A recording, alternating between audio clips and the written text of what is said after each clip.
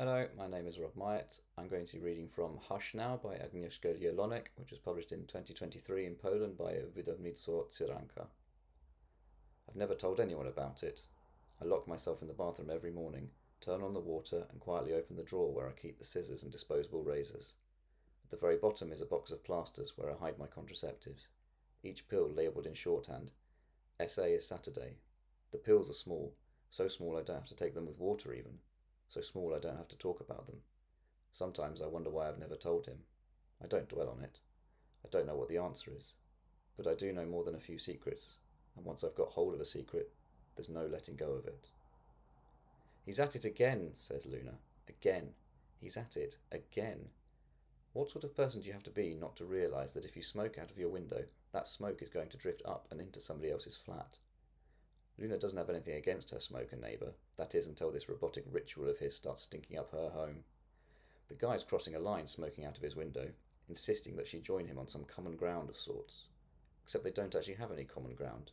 Never will. They have nothing in common. He's there and she's here. Time to get rid of this smoke. Now. Enough already. She closes the window. She can still smell that stench. Can smoke pass through glass? Worried, she sniffs her hair. She feels oddly cold, even though there's no draught, and outside the sun is shining. It is a hot June, but her teeth are chattering. She takes down a bottle of perfume from the shelf, removes the cold, silvery lid, and sprays a delicate mist into the air, producing a nice scent. Her scent. Luna's scent. Mum would always ask Dad to go out on the balcony whenever he lit up inside. The request never once registered with him. It must have been a strange feeling, to not be heard by the one person you're addressing. Luna wondered if her mum's voice wasn't getting scrambled in the cigarette smoke before it reached Dad. Maybe the sound waves changed course and avoided him out of fear. And why, instead of shouting or flushing the broth she had made down the toilet in protest, did Mum shut herself in the kitchen in silence? That was when he would stretch out his hands and those nicotine-yellow fingers towards her. "My baby girl," the words slurred. "Come to your daddy." Sometimes Mum would poke her head out from her silence and mutter something about Luna having her schoolwork. Let's leave her be. He never heard. "Come here," he would say, patting his lap. "Come here, my clever, talented little straight-A student." He would march into her room as he pleased. It didn't matter if she was changing or if she had a friend over. A girlfriend. She wouldn't dare bring a boy home. He would come in and immediately give her a little cuddle, nuzzling up to her, huffing and puffing in her face. Somewhere in the distance, 7 doors away, Mum was cooking among a hail of clamouring pot lids and a crackle of fireworks on the hob. In 3rd grade, Luna started to get sick. The words the grown-ups exchanged above her sounded like the names of goddesses. Asthma, allergies, arrhythmia.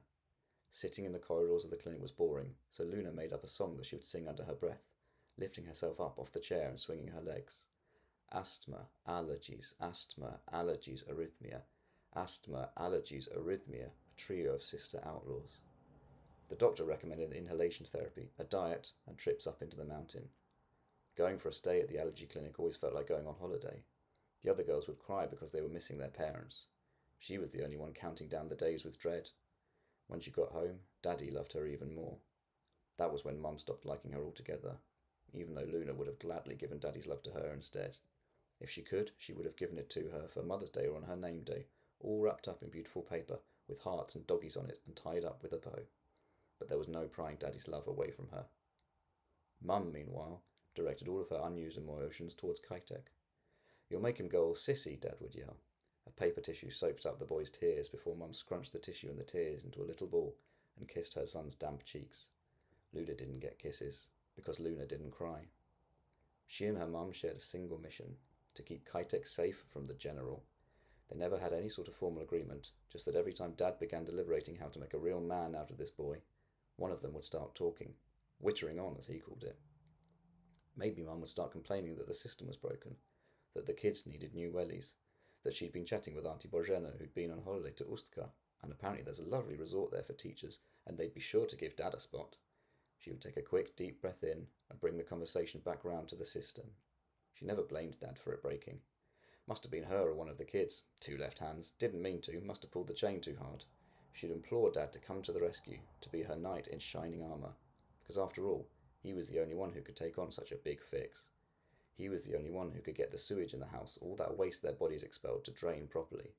that flow of clean water enhanced by the sky blue of the toilet block that brought happiness and the scent of ocean breeze flooding back into the family home.